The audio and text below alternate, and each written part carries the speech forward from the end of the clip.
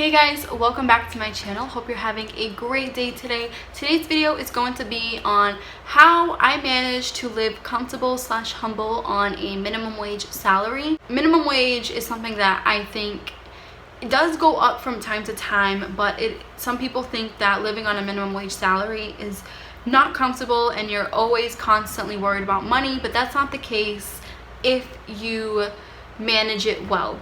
So I'm just going to tell you my experience and what I do to live a comfortable lifestyle and try my best not to be worried when it comes to bills. So if you guys like these kind of videos, make sure to throw a thumbs up down below. Don't forget to subscribe if you are new here, and let's get straight on into the video. Number one thing that I always keep in mind is that I always say that my job does not define me. Even though I'm a waitress and I do great hospitality to the residents at my job, I do work in a elderly facility. It's kind of like a dining room setting, so I am a waitress. I do make minimum wage, as in Massachusetts, minimum wage is like $11 an hour. So I know some people get paid way less than that, and I'm not complaining or anything like that.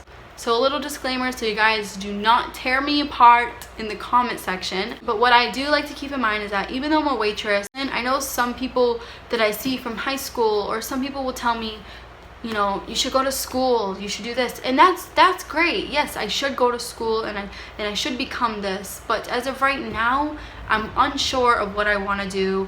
I'm unsure of you know, just certain things like that in my life, whereas to make a big giant change like that. But what I'm sure of is that I don't want to be in debt. I'm already paying a school loan from my previous mistake, so I'm very skeptical on going back, but I know that I should. You know, I learned that your job does not define who you are, and you're not going to make everybody happy. You have to figure out what makes you happy and just go with that plan. You know, yes, I've been at my job for 6 years, and people always say, you know, that's too long at a job, it's time to move on, you're not, you know, you shouldn't be a waitress anymore. And I get that, you know, my family members and everybody wants the best for me, and I do live comfortably, and I do manage to live a very, very humble lifestyle. So in conclusion, even though I am a waitress, it doesn't define my whole entire lifestyle. Like, I'm not, like I try to tell people, I'm not a complete like low life just because I am working as on a minimum wage salary. Another thing why I'm able to live comfortably is that I was able to save $14,000 before I moved out of my mom's house. Around almost going on 3 years ago, I saved that amount because I became to realize that I was spending too much money on clothes, spending too much money on accessories, makeup, and I finally came into this minimalist lifestyle, and it made so much sense to me. So I just kept going with it, and thanks to her, I love her so much. She didn't charge me rent. I know some parents charge rent to their kids if they're living with them over in their 20s.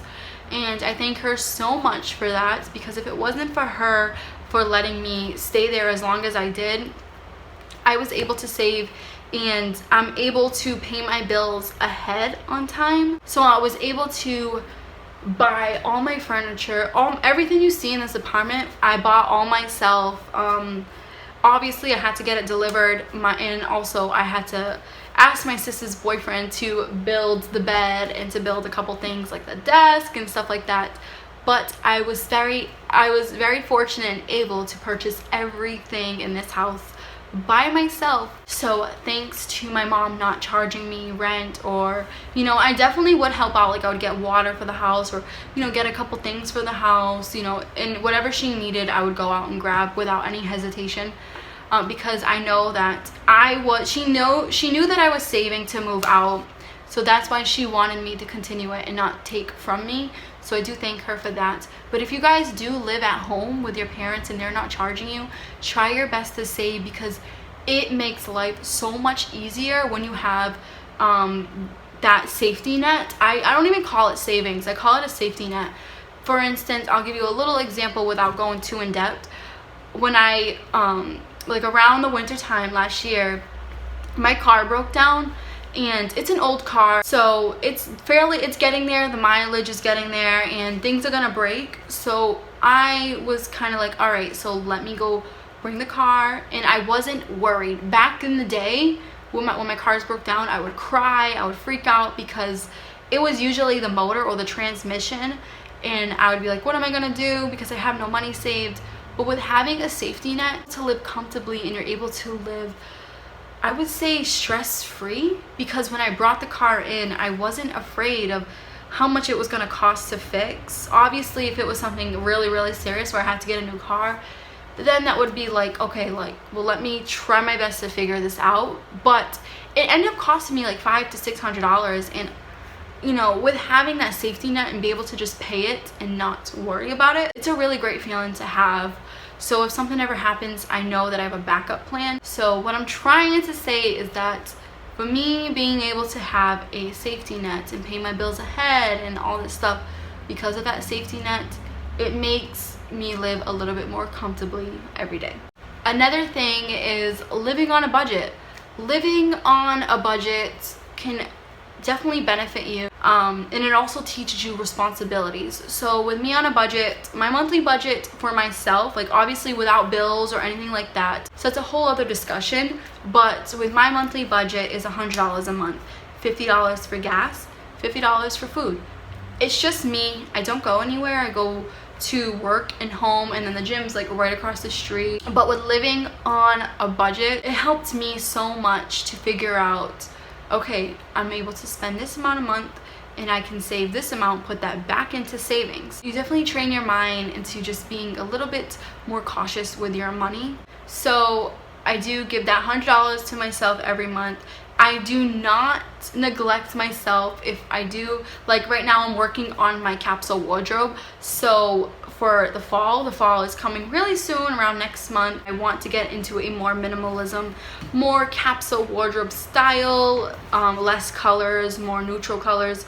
So obviously I gave myself $100 to get a whole new wardrobe, because I haven't bought clothes for myself since I moved with my mom. So I was still wearing my old clothes from back in the day, and they just, you know, when you have clothes and they're just not your style. So anyways, without going off topic, I gave myself an extra $100 this month. So this month is $200. So $100 to spend on my whole new capsule wardrobe for the fall and winter, and then $50 for gas and $50 for food. Another thing that lets me, or is able for me to live comfortably, is that I am around everything. Everything is close by, which saves me gas money and saves me a lot of time to go to other places. Like for example, the grocery store, Walmart, Marshalls, all those stores are literally right down the street from me. So I don't need to drive 20 minutes or 30 minutes. They're literally 5 minutes down the street from me. Same thing with my bank. My bank is right down the street. So this little town has everything that I need. My job is only 10 minutes away. So that's also a great thing for me, because the gas, and sometimes if I don't feel like driving, I can just go walk down the street and grab what I need and just come right back. And my last thing that helps me live comfortably is side hustles. I've always had a side hustle ever since I became a minimalist. So my first side hustle was me selling all of my old stuff. I was able to make about $4,300 to $4,500 with selling all my old clothes, selling makeup that was never opened, selling jewelry, everything, you name it, I sold it. And it was about a year, and I made that amount of money. So I was able to put that into savings. Obviously right now I have nothing to sell because I own very, very minimum stuff. So my side hustle right now is YouTube. Obviously when you guys like see videos on my channel, there's an ad, so you guys know the deal. You get paid. It's not an enormous amount, I would tell you guys. Like I think I make about like 40 to 50 bucks a month on YouTube, but with that amount, that could pay for, you know, like recently I got a bill in the mail last month to re-register my car, and that was around $50 to $60. So I just used the money from YouTube to re-register my car for the year. And I don't know, it's always great to have a side hustle because there's extra cash coming in, whether you choose to have a second job or whether you choose to sell all your stuff or have, you know, a garage sale or babysit. having that extra cash to put into savings is great, because you can, you know, add that to the safety net, and or you can just use it for another bill that's coming up. So obviously I could probably just use the YouTube money for that and not have to dip into my savings account or anything like that to pay it. Always having a side hustle definitely benefits me to get that extra cash to pay other bills, so I'm not keep dipping into my savings account. Anyways, I hope you guys enjoy this video. This is something that I wanted to make because I know a lot of people get put down for working at minimum wage places and not going to school, or, you know, they just constantly get the question where, when are you going to go to school? When are you going to have a real job? I wanted to put this out to tell you guys it's okay to get paid like minimum wage. I'm not trying to put down anybody that's got a degree or anything like that. I think that's great. Hopefully one day I could, you know, figure out what I want to do in life and get a degree as well. But it's also okay to make minimum wage, and you are able to live alone. I remember people at work were like, you won't ever be able to live alone on this salary here. Like, it would really irk me when people would tell me, you should just find a husband and then you could split things with him. And I was like, no, I'm gonna do it by myself. I don't need to live with a man or need to live with a roommate in order to pay my bills. So I definitely proved everybody wrong, and that's the best feeling ever. Enough rambling. I hope you guys enjoy, and I will catch you guys in the next video. Bye.